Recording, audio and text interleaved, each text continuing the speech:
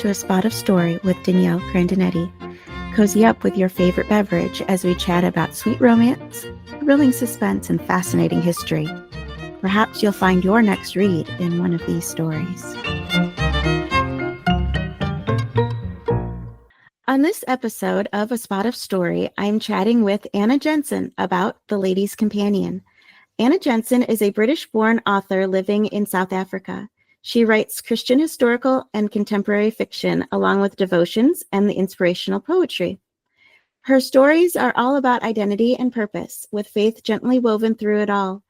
Anna's passion about showing how an ordinary life lived with an extraordinary God can change the world.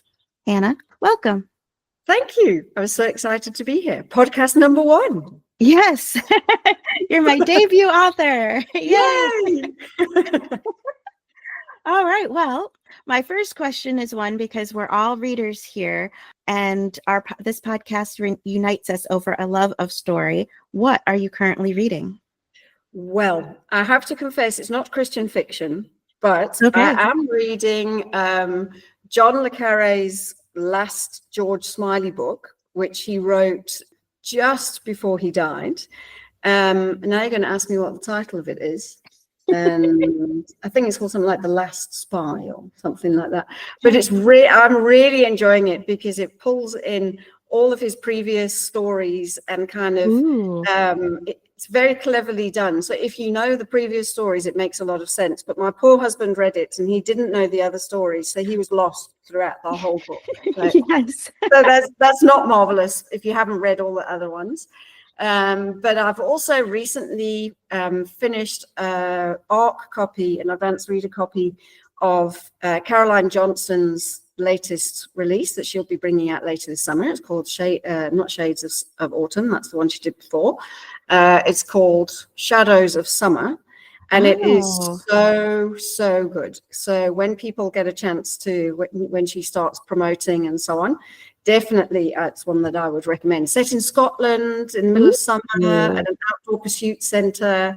So really, really good. And it's got a very, not necessarily an easy to read storyline, but it has a beautiful story of hope and redemption worked through. So I love that. Yeah. And her covers are so beautiful. I love the Shades of Autumn one with the umbrella. Yeah, no, isn't it brilliant? It is. It really is. Well, now turning to your story, The Lady's Companion. First, tell us a little bit about it.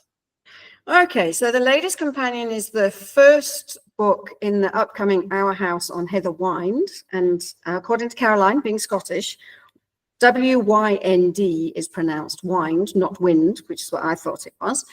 And it's set on a little winding street called Heather Wynd, and we have 14 houses on our street. And it's a follow-up to the series that a few authors did last year, which was Our House on Sycamore Street. So we've got some of the same authors like yourself and myself and a few others. And then we've got some new authors who've joined the series this year. And it's set in the Scottish Highlands, very close to Loch Ness. So there might be a few monsters in some of the stories. Yes. Sadly, not mine, because my story is set in the 1870s and nobody discovered the monster in the 1870s. Yes. So I couldn't talk about the monster, unfortunately.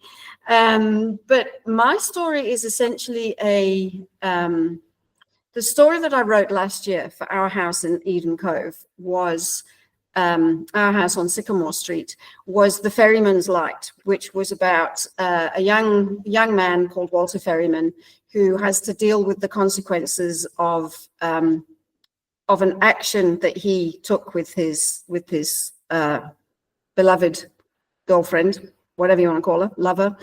And unfortunately, he has to face the consequences of that. And I kind of left readers hanging slightly at the end of that. I did have a couple of readers say to me they were very disappointed at my ending. So I'm hoping to satisfy some readers with The Lady's Companion, because it can be read standalone. You don't have to have read the Sycamore Street story. But it does tie up the loose ends from The Ferryman's Light, and we follow We follow a girl called Gwenllian Powys as she heads from Wales, which is where she's living, and she heads off up to Scotland, where she becomes a lady's companion in the small village of Beald Fell, and she lives at number one Heather Wynd. Yay!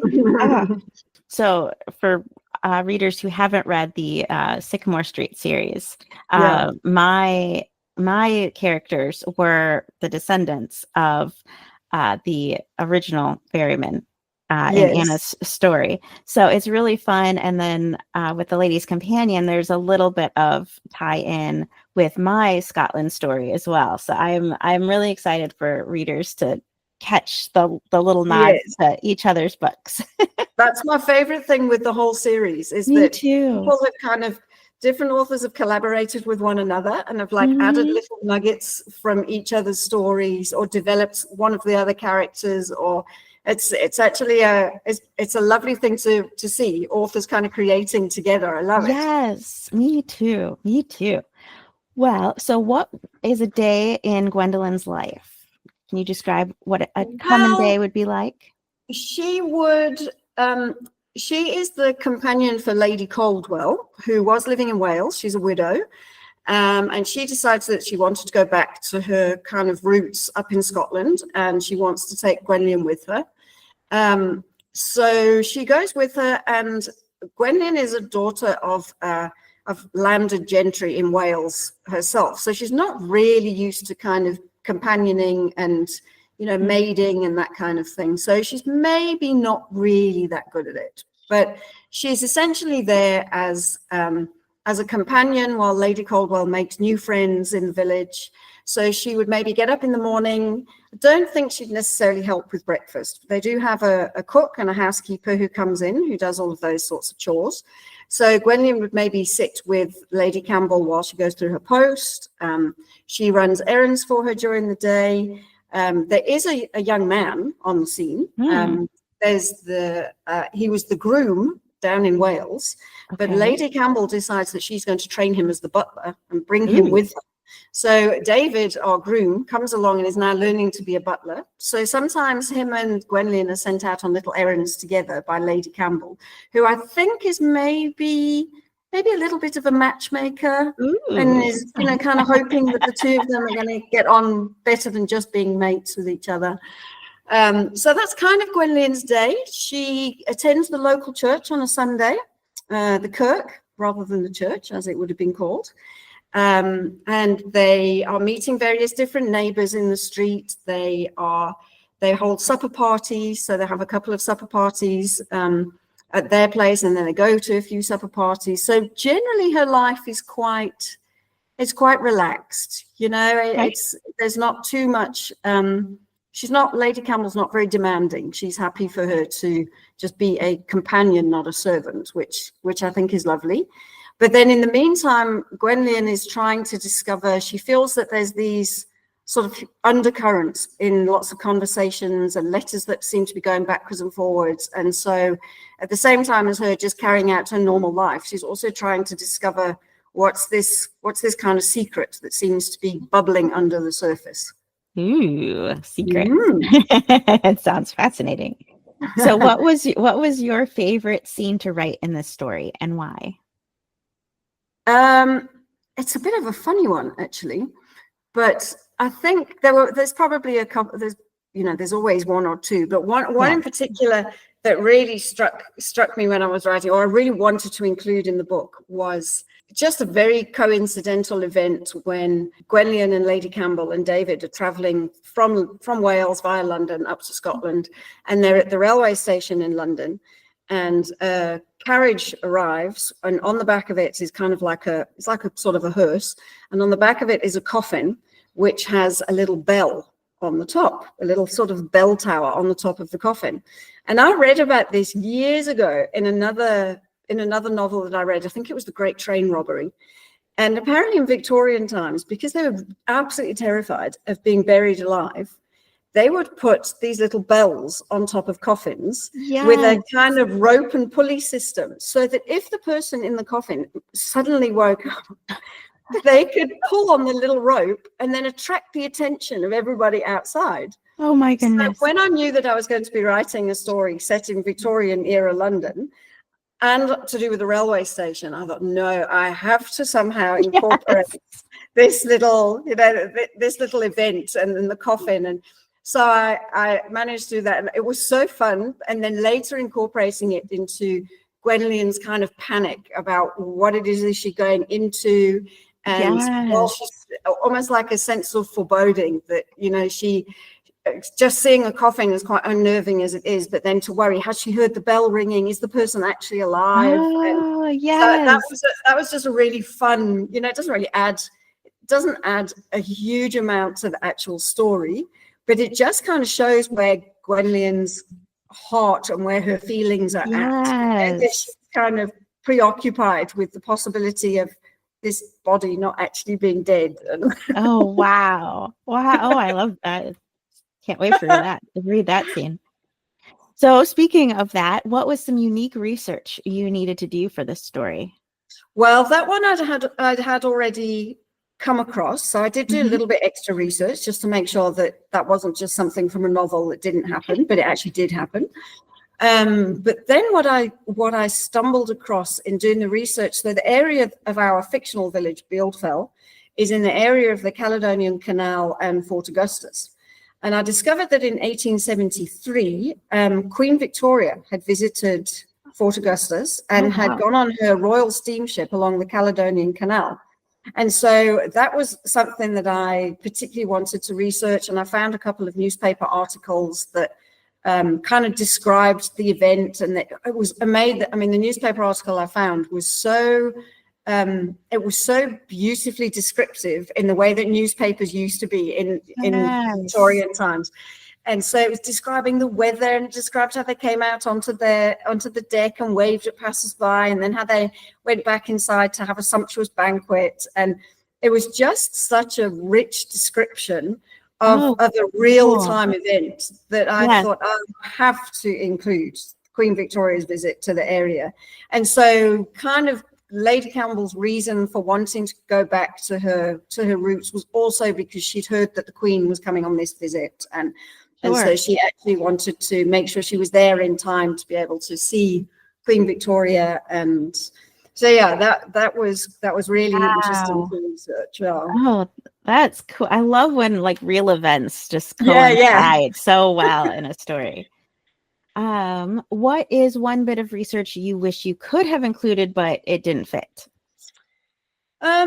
I did do a little bit of research on the building of the actual Caledonian Canal, and it was really quite interesting. It's like the canals were so innovative. I don't know how many listeners kind of know the history of the canals in Britain, but it was very much a revolutionary form of transport. It wasn't just about kind of pretty rivers, which is sort of what we think of them when we see them now. It was very much a way of transporting goods around the place, especially heavy goods like coal and things like that.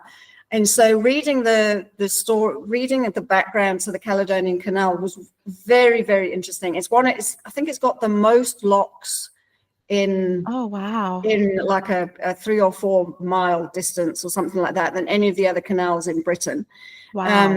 And I really wanted to try and talk about that, but I didn't really have an engineer in my story who could kind of wax lyrical about canals and things like that. Yes. And so I thought, I'm going to have to forego that. But maybe one day I'll write a story about canals and Caledonian Canal or something like that. That would be really cool. Yeah. It's kind of backtracks a little bit, but what was your inspiration behind writing this story? The inspiration obviously was the link with the Ferryman's Light, right? And I really wanted to explore. So the basis of the Ferryman's Light was what would happen in, and it's relevant to today. What happens when an upstanding young girl and an upstanding young man have a moment together that actually changes their lives, and it impacts other lives later. And so it was sort of the story of their redemption and how did they resolve the issue for themselves, But of course, their decisions and their consequences actually get felt by other people. And so often we're in that position where, we can kind of feel really hard done by about something, and someone else has made a decision and someone else has suffered a consequence, but I'm in that circle of consequence. And so it's almost like, okay, what would happen to this young girl, this young lady who is actually in the circle of someone else's consequence? Yeah. And how does she deal with that? And how do you deal with, when people have maybe not told you the truth growing up, and maybe when people have maybe they've been secretive, or maybe they've purposefully hidden it, or maybe it's been malicious where people have withheld information. And what do we do with that? Can we walk the road of forgiveness and reconciliation, or do we actually stand bitter and twisted because actually, it's just not fair that you've kept this from me, and this is fundamental to who I am, and you've not told me. And so that was kind of the sort of themes that I wanted to explore, and just how God actually knows us intimately, no matter what lies we've been told. Yes. And no matter who tries to frame our identity, it actually doesn't matter, because God's the one who chooses who we are. And so it's kind of pursuing that of, how do we find who we really are when other people are maybe telling us one thing, telling us something different. Right. Oh, I love that. I love that so much. Which leads perfectly into my next question. What encouragement do you hope readers will take away from your story? I really, in all my stories, I was kind of talking through things with somebody a few days ago, and was just saying, what is the essence of what my stories, what kind of is the core essence of the stories that I write? And I think it's the thing of significance, and that every person is significant. And that we can be people who are just, running the kids to school. I was hanging out the washing earlier, and you're cooking dinner, and it's all so mundane, and it's so just, like, this is what I have to do just to get through the day. Or other people maybe have got really high powered jobs, and all they're trying to do is just keep their head above water. Or, maybe they are impacting communities, but not in the way that maybe they would like to.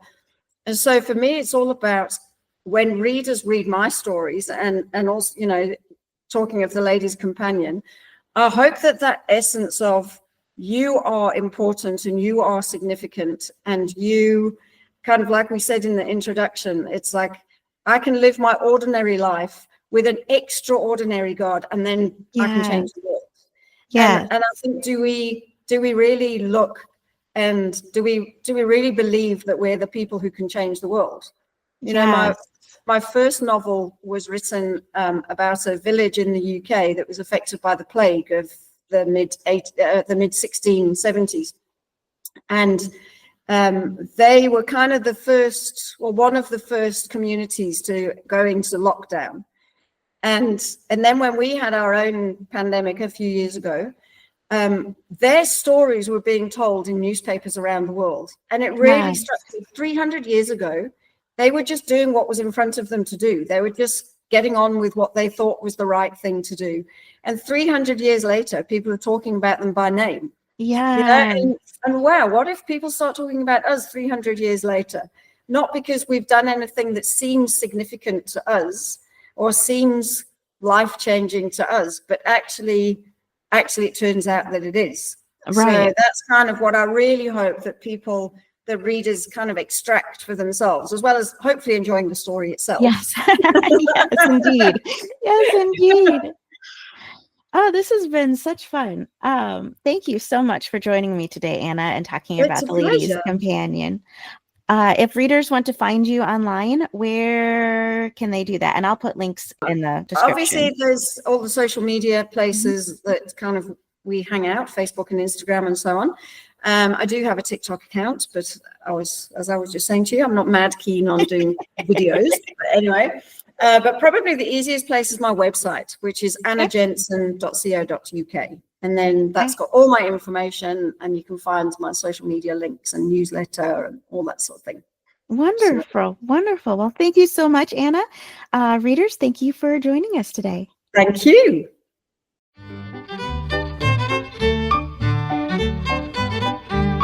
Thank you for listening to A Spot of Story with Danielle Grandinetti. We hope you enjoyed today's conversation. Let us know by leaving a comment below, and be sure to subscribe so you don't miss an episode. Discover more information about today's book by visiting A Spot of Story online at daniellegrandinetti.com/podcast. Happy reading!